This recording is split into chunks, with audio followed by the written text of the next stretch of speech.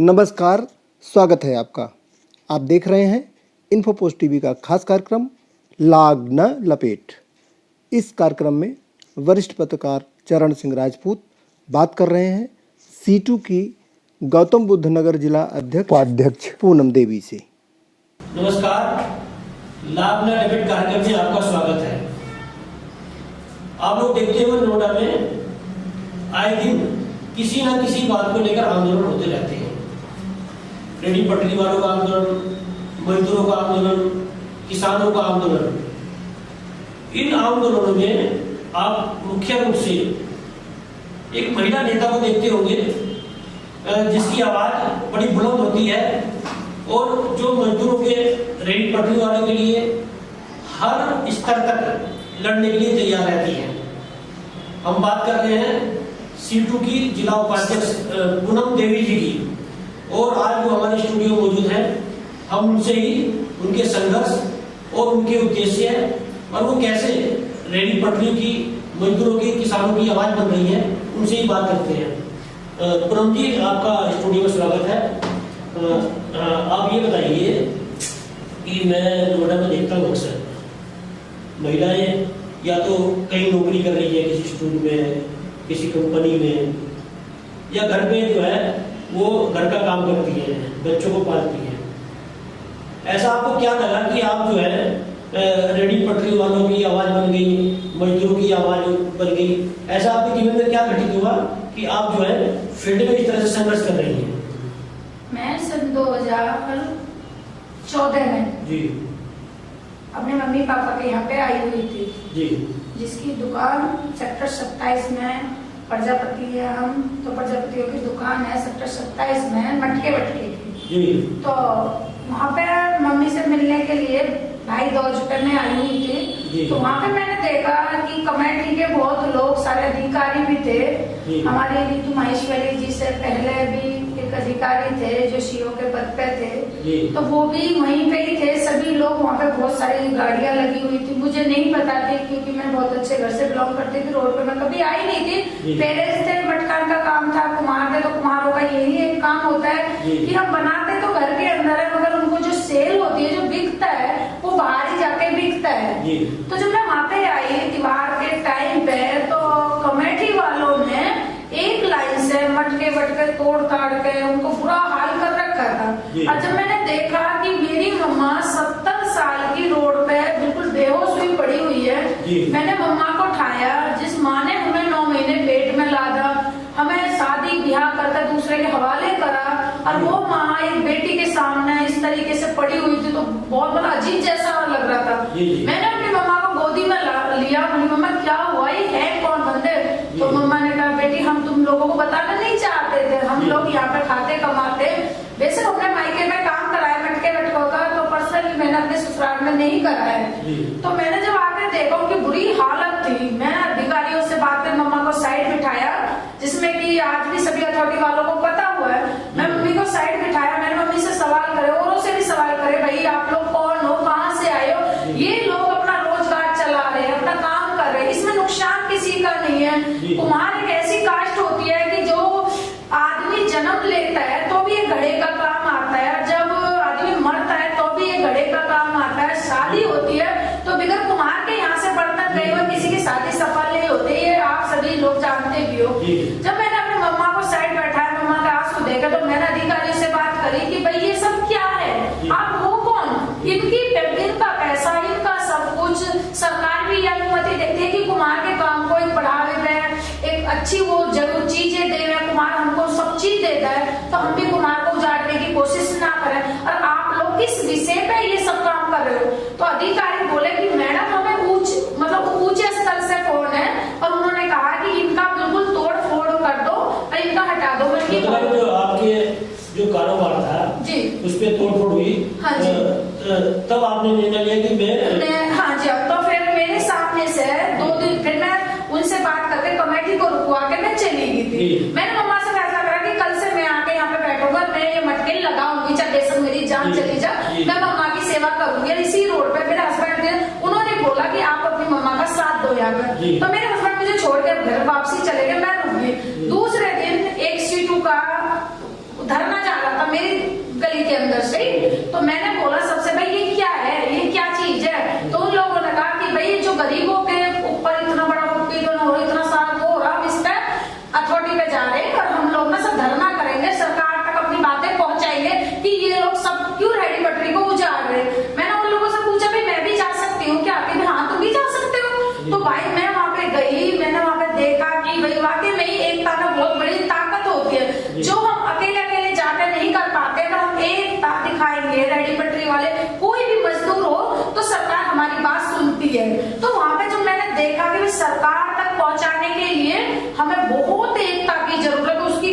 मुझे खली थी, जो 2014 में भी सामने आई थी।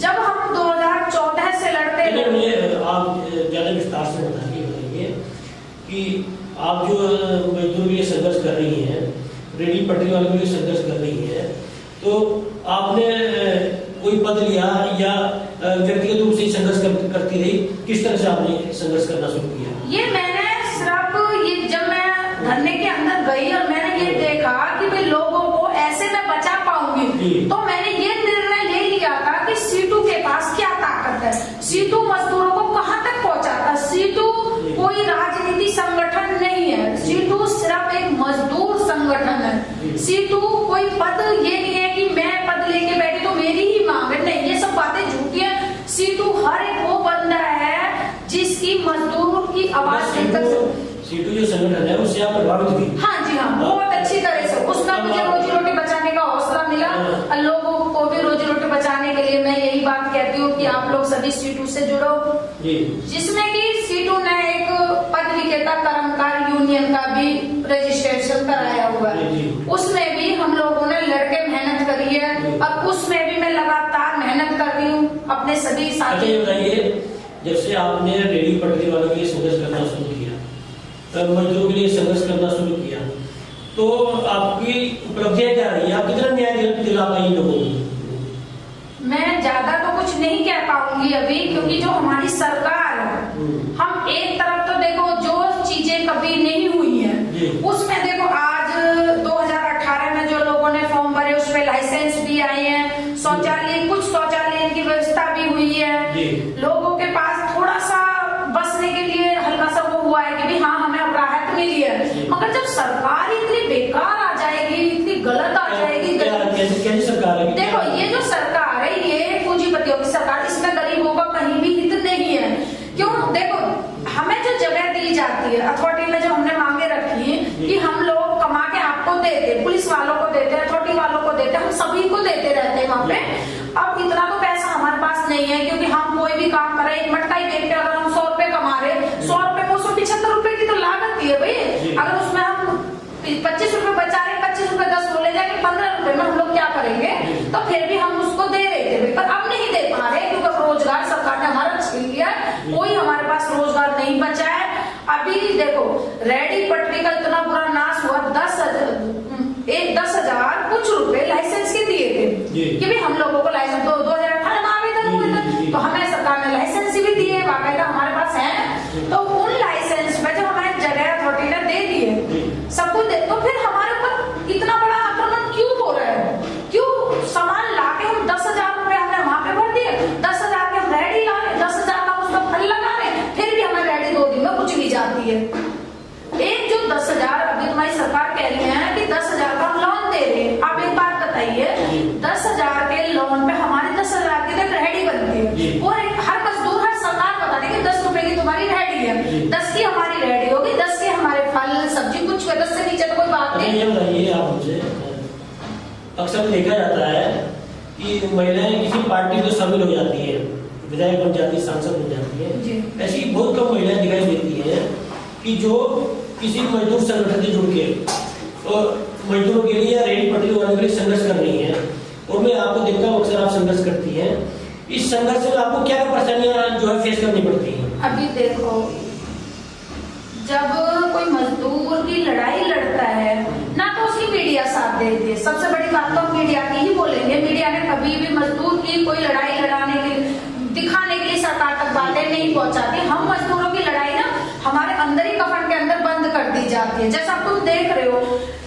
मेरी लगा लो, मैं अपनी पर्सनली कह रही हूँ कि जब हम 2014 से लड़ रहे थे और कल अथॉरिटी के अंदर एक सफाई अभियान का वो हो रहा था, तो उसमें हम लोग रेडी पटरी पर काम। मेरा प्रश्न ये है कि आप महिला है, महिला होकर जो है आप संघर्ष कर रही है, महिला होने के नाते आपको क्या क्या परेशानियां फेस करनी पड़ी, उस चीज की बात कर रहा हूँ। जी देखो, परेशानी हमें कब नहीं हुई, क्या नहीं हुई? देखो अपने घर से निकलते हैं हम लोग, अपने बच्चों को छोड़ते हैं, अपने परिवार को छोड़ते हैं, हम हमारी जेब के अंदर किराया भी नहीं होता, क्योंकि हम पूंजीपतियों की तो लड़ाई लड़ रहे हैं, हम तो एक गरीब आदमी की लड़ाई लड़ रहे हैं। अब वो बेचारा, हमें ये तो नहीं है कि हमें 10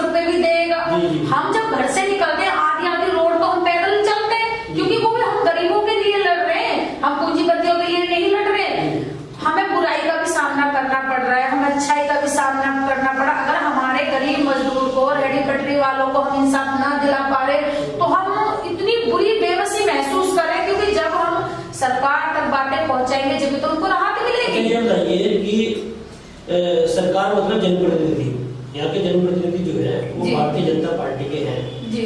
आप लोग लगातार किसान मजदूर की लड़ाई लड़ते हैं, आप लोगों को नहीं लगता है कि आप लोगों के बीच में से कोई नोएडा का जनप्रतिनिधि हो?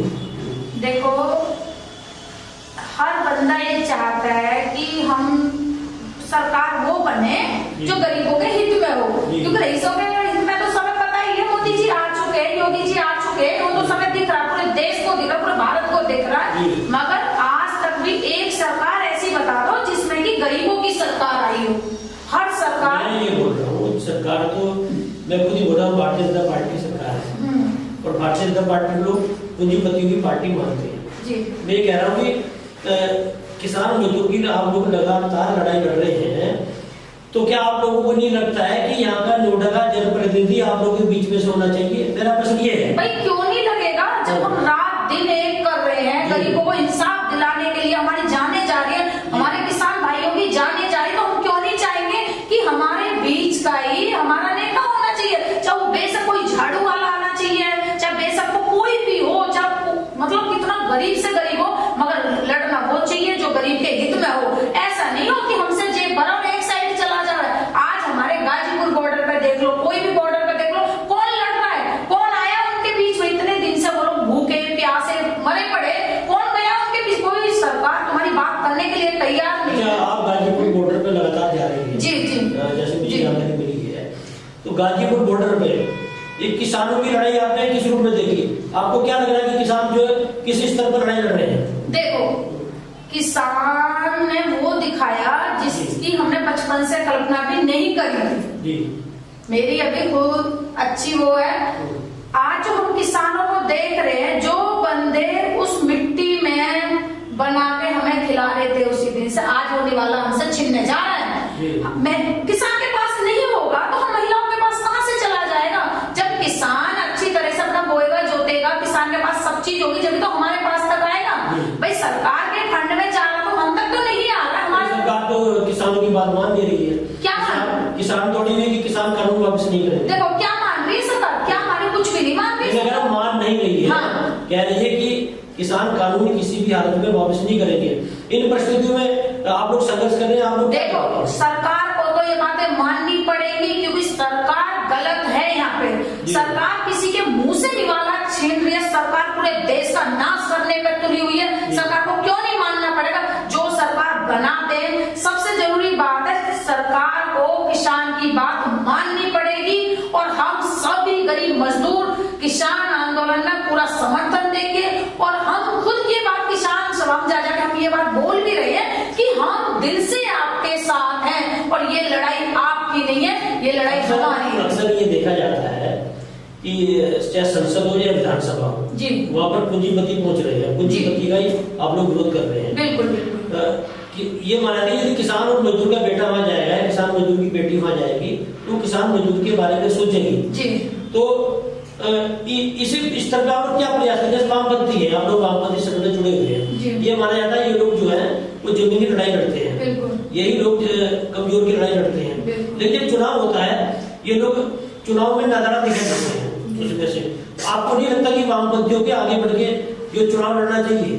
देखो, हम पूरा प्रयास कर रहे हैं। अभी जो किसानों के साथ ये हादसा हो रहे हैं, इनमें इतनी मौतें हो रही है, इतना सबको हम भी चाहते हैं हमारी सरकार आवे। हम खुद चाहते हैं हमारे जो भी हमारे जो लड़ाइयाँ लड़ रहे हैं, हमारी खुद की एक सरकार हो, ताकि हम अपनी बेटियों की शादी, अपने किसान भाइयों के रोजगार को बचा सकें। जो सरकार हमारे साथ करे वो तो हम खुद चाहते हैं।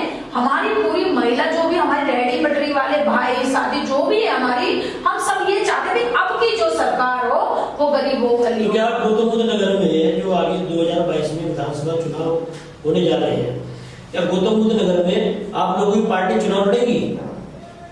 उसमें देखो जी, हम 100% लड़ेंगे और इस सरकार को मुंहतोड़ जवाब देंगे। क्यों नहीं देंगे? जिसने हमारे पूरे देश को हिलाया है, अब हम उसकी स्टेज पे जाएंगे। क्योंकि जब किसी ने कहेंगे ना, किसान को हिलाने की कोशिश मत कर। अगर तुमने किसान को हिला दिया तो जब एक किसान की आंख में आंसू आता है, पूरी मिट्टी में खून बहा देगा। तो क्या आप भी दावेदारी करेंगी? अभी देखो, हमारा बहुत बड़ा एक संगठन है, हम ये निर्णय ऐसे नहीं ले पाते। हमारे बीच में एक मीटिंग होती है, मीटिंग के द्वारा हमारे महासचिव की जो मीटिंग होगी, जो उसमें तय होगा, हमारा प्रतिनिधि वो चुना जाता है, संगठन के बीच में से हमारा नेता चुना जाता है। हमारे ये नहीं है कि मैंने बोल दिया तो मैं चुन, नहीं, हमारा पूरा संगठन, पूरे गरीब मजदूरों की मीटिंग होगी, वो उन पे छोड़ दिया जाएगा कि आप क्या सोचते हो, किसको नेता चुनोगे, वो उनका निर्णय होगा, वो हमारा नहीं होगा। क्योंकि हम पूंजीपतियों की तरह नहीं है कि एक कोने में गए और कह दी भैया तुम वोट ले, एक बक्से में भरकर वोटों को उसको दिया जाता, ये नहीं होता। हमारी वोटें होती है हमारे रेहड़ी पटरी वाले, हमारे गरीब मजदूर, हमारे किसान भाई, वो समर्थन देंगे तो हम ये चुनाव लड़ने के लिए पूरी तरह से। बताइए, आपकी अक्सर महिलाओं की आवाज को दबा दिया जाता है जी, कि घर परिवार में भी दबा दिया जाता है। बिल्कुल बिल्कुल। तो आप इस कार्यक्रम के माध्यम से महिलाओं की लड़ाई को क्या संदेश देना चाहेंगे? देखो, मैं बिल्कुल एक मिडिल क्लास घर से हूँ, मेरे हस्बैंड को बिल्कुल भी पसंद नहीं था कि आप ये लड़ाइयाँ लड़ो। वो हमेशा मुझसे एक चर्चा करते थे कि ये लड़ाई क्यों लड़ रहे हो, क्या फायदा उससे। जब मैंने ये देखा कि महिलाओं का सम्मान बचाने की शक्ति मेरे अंदर आ गई है, झंडा उठाने से 10 महिलाओं की रक्षा मैं कर सकती हूँ, महिलाओं की रक्षा मैं किसे कहिए ना, एकता में ताकत होती है। वो महिलाओं को मैं खुद घर घर जाके समझाना चाहती। मेरे हस्बैंड को ये बात पता चली है कि हमारी पूनम जी ये चीजें कर रही है, तो उन्होंने डट के मेरा साथ दिया। आपके हस्बैंड ने पूरा साथ दिया? पूरा साथ दिया, हर मोड़ पे मेरे हस्बैंड ने साथ दिया। जैसे एक बेटी माँ के साथ खड़ी होकर महसूस करती है, वो चीज मैं अपने हस्बैंड के साथ खड़ी होकर करती हूँ। एक दोस्त के नाते मेरे हस्बैंड सामने आए और उन्होंने मुझे खुद कहा है कि लड़ाई लड़ो, मजदूरों की लड़ाई लड़ो, हम तुम्हारे साथ हैं। जब एक जो हमारा माँ बाप भाई बहन शादी के बाद एक पति बन जाता है, जो वो पति साथ है, तो हम किस सरकार से नहीं डरेंगे। परिवार का पूरा सहयोग, पूरा परिवार मेरे साथ है। पूरा सबसे जरूरी बात है, मेरे पेरेंट्स मेरे साथ है, मेरे सास ससुर साथ है, मेरी नंद, मेरे देवर, मेरा पूरा परिवार साथ है। मगर मैं यही सबसे कहूंगी कि महिलाओं को सबसे पहले अपने परिवार को समझाना चाहिए। जो महिला घरों में कैद हुई पड़ी है, देखो सरकार का विरोध है, सरकार तनख्वाह नहीं दे रही है, जेंट्सों की कोई कमियां नहीं है, सरकार सुबह से जेंट्स घर से बाहर निकल जाता है, भटक रहा है, वो नौकरी की चाह में भी नौकरी नहीं मिली, कंपनी वाला ले ही नहीं रही। कंपनी कहाँ से लेगी? भी कंपनी को जब चलाने वाली सरकार ने कह दिया बोर्ड लगा दे, 50 आदमी लिए जाएंगे, और 100 आदमी कंपनी के गेट पे खड़े, तो जो बेचारा लड़ मर गए अपनी पत्नी से, अपनी माँ से, अपनी बहन से 100 रुपए लेके आ रहा है, वो 100 रुपए भी उसके रास्ते में खर्च हो जाए। जब लौट के वो घर जाएगा तो पत्नी कहेगी सब्जी कहाँ से लाऊं मैं, सब्जी कहाँ से बनाऊं? अरे मेरे भाई एक बात बताइए, उसके तो बेचारे का पूरे दिन 100 रुपए भी खर्च हो गए, घर गया, बेटी की नजर में गिर गया, बाप की नजर में गिर गया। भाई मैं ये पूछना चाहती हूँ, उसका दोषी कौन है? बेरोजगारी ने आदमी को अपने परिवार की नजरों में भी गिरा दिया। एक बात बताइए, जो बंदा अपने सुख चैन से, उसका रोजगार था, एक रोजगार, एक टोकरे में लगा, टोकरे में केले बेच के ज्यादा भी नहीं, ज्यादा नहीं, 100 रुपए बंदा कमा लेता है, और ना उसका कोई किराया, ना भाड़ा, ना कुछ है, अपने वो 100 रुपए लेके घर चला जाता था। छोटी सी एक बात है, तो उसमें जाके क्या करता था, अपने घर का राशन को 100 रुपए बेचारा भर के खवा देता था परिवार। मगर जब उस 100 रुपए के टोकरे को सरकार कुचल देगी, उसको कमाने नहीं देगी, उसको वेतन नहीं देगी, और उसको कह दे भाई नहीं ये अतिक्रमण है, ये अतिक्रमण है। भाई मेरे एक बात बताइए, अतिक्रमण वो क्यों नहीं दिख रहा है जो किसान आंदोलन में चल रहा है? असली जड़ तो कोरोना, एक बात बताइए, कोरोना की आड़ में आदमी को इतना बेबस कर दिया, वहां कोरोना क्यों नहीं नजर आया? अगर हमारा कोई बंदा मास्क नीचे करके हल्का सा भी होगा तो चलान काट के उसके हाथ में दे देते। रैलियों में कोरोना नहीं था भाई, कहां से कोरोना? आप कहीं भी जाकर देखिए, जब उन बंदों को 10,000 आदमी वहां पे पड़ा हुआ है एक एक बॉर्डर पे, वहां पे कोरोना नहीं है, तो तुम कैसे कह दोगे एक रेहड़ी पटरी के अंदर कोरोना है, या किसी मजदूर के अंदर कोरोना है, या फिर किसी किसान के हल जोतने में कोरोना? कोरोना तो पूंजीपतियों के घर में है। कोरोना के नाम पे इन लोगों ने शोषण किया, आप नहीं कहना चाहते? जी हाँ, पूरा शोषण क्या करें, हमारी जिंदगी छीन ली सरकार ने, हमारी बेटियों की जिंदगी छीन ली। आज हमारे साथ एक बात कही, हमने बेटियों को पढ़ाया लिखाया सब कुछ करा, और जब हमारी बेटी ये सरकार जो है गरीब भी नहीं सुन रही है, नहीं सुन, किसान मजदूर की नहीं सुन रही है, बिल्कुल नहीं सुन, किसानों की नहीं सुन रही है, नहीं सुन रही। तो इस स्तर पे अब आप लोग क्या करेंगे? देखो जी, हमारा प्रयास ये है कि अब तक तो हम चुप थे, हम खुद जानना चाहते थे सरकार हमारे लिए क्या कर रही है, मगर अब हम डट के लड़ाई लड़ेंगे, हर बंदे के साथ खड़े दिखेंगे, जहाँ पे हमारी जरूरत है हम हद से ज्यादा सहयोग देंगे, और हम महिला, हमारे जो भी हमारे पुरुष हैं, हर लड़ाई के लिए हम डट के खड़े होंगे। अभी आपने देखा पूनम देवी जी ने अपने संघर्ष के बारे में, अपने उद्देश्य के बारे में और अपने मिशन के बारे में बड़ी विस्तार से बात की। आज हम इस बातचीत को यही विराम देते हैं। नमस्कार।